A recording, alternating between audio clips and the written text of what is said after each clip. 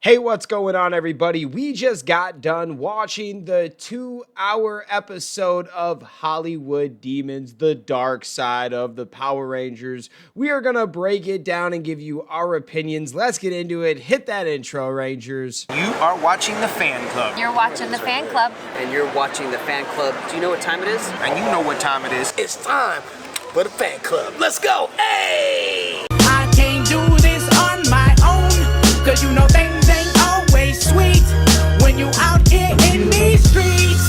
But my morpher when it morphed, I made a fake one. What is going on, everybody? Welcome to the Fan Club. We are happy to have you. We have a late night episode for you. We don't do this very often because there are not a lot of shows that premiere late in the evening that we want to cover. But you know, with us being huge Power Ranger fans, we had to cover this new show, Hollywood Demons, Episode 3, Dark Side of the Power Rangers. First, I'm going to give you the synopsis from TV Guide, and then we will give you the official Fan Club breakdown. Every 90s kid remembers Mighty Morphin Power Rangers, the ultimate live-action superhero show. Beneath the bright spandex and high-flying karate kicks lies a grim reality of tragedy and scandals. Viewers will watch never-before-seen footage of a fan-turned-gunman who had one horrifying mission: to assassinate the show's most legendary star, and just a few years later, the same actor meets a grim fate.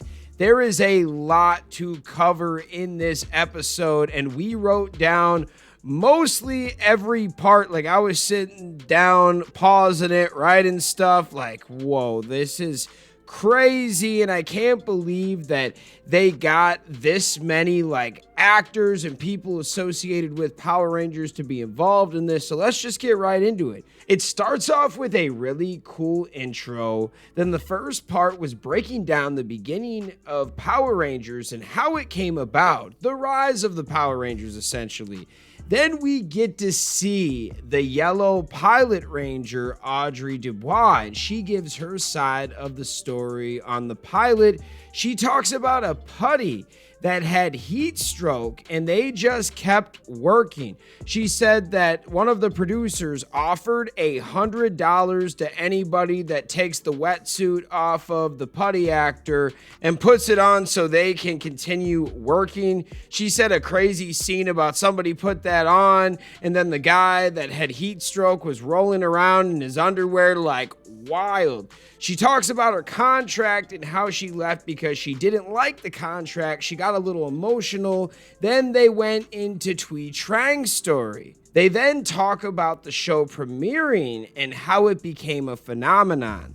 Then they tell us about the infamous Universal Studios story, how the Power Rangers came to Universal Studios and it shut down the California freeway.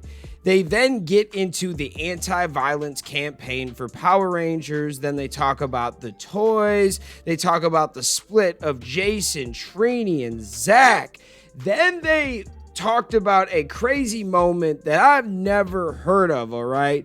Twee Trang stood up against Saban and Fox execs and later got canned. Now, they said that she got up in the room and grabbed the mic and said something, now we're paraphrasing, but something along the lines of, "We put on a show for you. Why don't you put on a show for us since the ratings are number one?"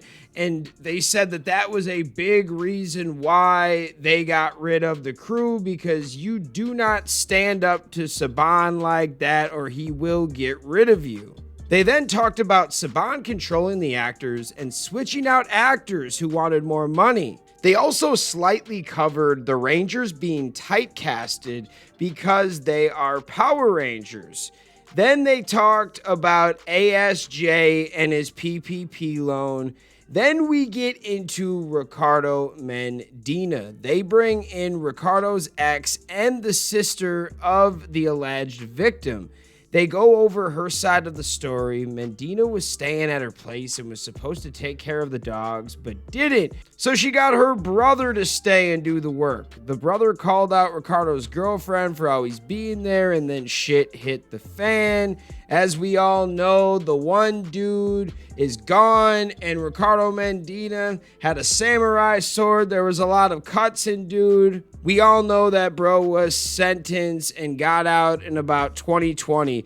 Then they cover Pua's story, which was wild. They pretty much got into every single Power Ranger story that was dark. Even if they only talked about it for 5 minutes or less, they tried to hit as many dark moments with Power Rangers as they could. We see Eric Frank's wife, Nicole, talks about Eric and JDF. They talk about the Green Ranger and how he became the White Ranger, and then they talked about the movie. Then they talked about JDF being the face of the brand. Eric's wife said that there was talk about Eric being the White Ranger, but there was no White Ranger in Zeo, so I was kind of wondering what he meant by that, or if maybe he was supposed to be the Gold Ranger or something. I don't know. Then we get into Eric Frank's death. He did off himself. I know that was something among fans that some people knew, and I know it was hard information to find on the internet. There were some things that said that did happen, and there were some that said there's no information on this time about this. Then we get into the Thuy Trang story. Angela tells us the story, and she was actually in the car when the accident happened. She wasn't wearing a seatbelt, and the Power Rangers curse was discussed. They get into JDF leaving the show. He divorced his first wife and then met Tammy. Then they brought in JDF for Dino Thunder. Then they kind of go into 2013 and the 20th anniversary. They talk more about him being the face of Power Rangers, doing Comic-Cons and videos. Then they get into the story about the guy that tried to off JDF at a Phoenix convention. Matthew Sterling was his name, and he showed up that day to take out the Green Ranger. They showed the interrogation video, and the guy was convinced that JDF was evil and was a cocaine dealer. It was wild. This guy was wearing a Punisher shirt, and he really thought that he was taking out the trash that day. Then they get into Legend of the White Dragon. They talk about Once and Always and how JDF did not want to do the special. He was kind of isolating himself at this point. Tammy talks about JDF had many affairs with other women. We did not know this. She then filed for divorce. All the actors said that he didn't look very good and he was struggling around this time. JDF did have a lot going on. Then they talk about JDF offing himself and the aftermath. They alluded to JDF being on drugs. Then they get into the toxicology report. He had bipolar disorder and was depressed. They found a bunch of drugs in his system, and it was a deadly combo. JDF didn't really want to do therapy, and they start to close out the episode. After all of the hardships, the actors don't regret being a Ranger. We hear a little bit more from each Ranger, and then the story starts to kind of close up.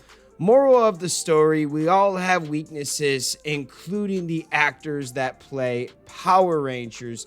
This one really spoke to me, man. Everyone is going through something, and sometimes we want to, worry about the problem that we're facing or our job or whatever it is, but sometimes we have to take care of ourselves. And if we don't take care of our problems, maybe things might continue to get worse and worse and worse for us.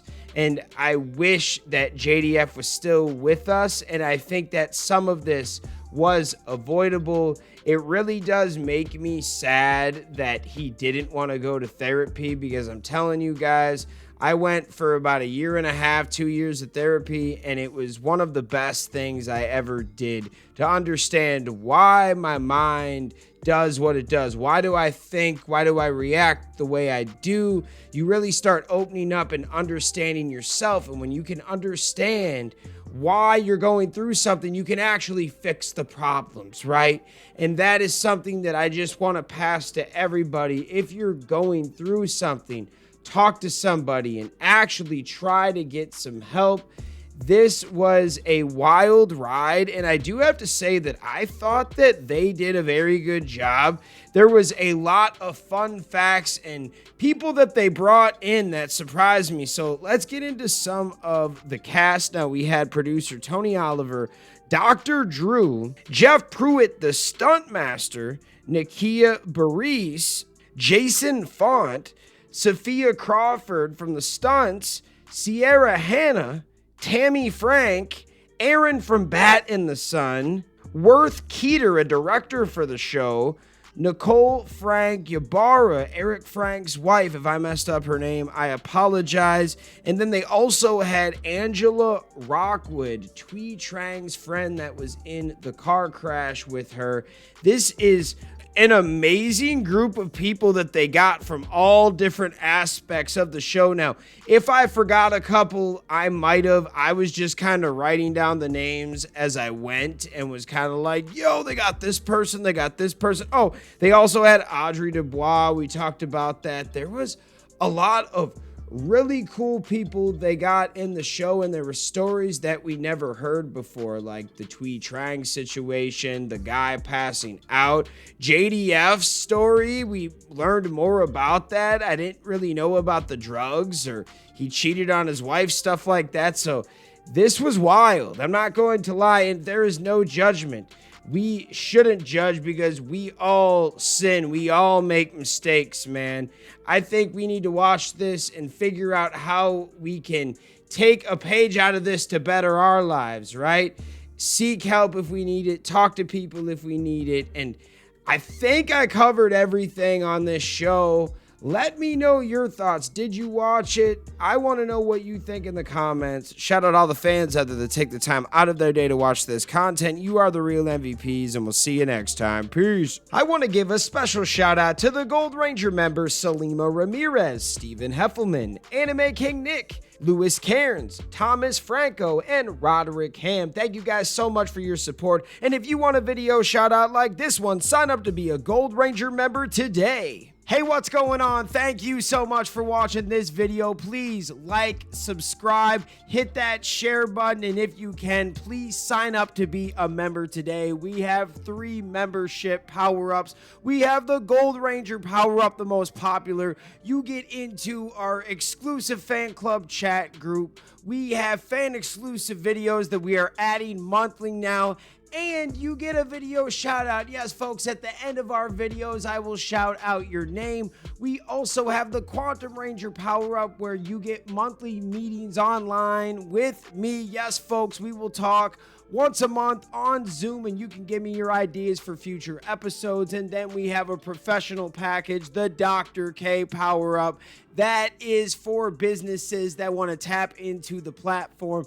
If you guys can, please sign up to be a member today. It is highly appreciated, and it helps us keep these videos going. Thank you so much for watching, and we'll see you next time. Peace. Hi, we're Bulk and Skull. We have been requested by the fan club to say something funny.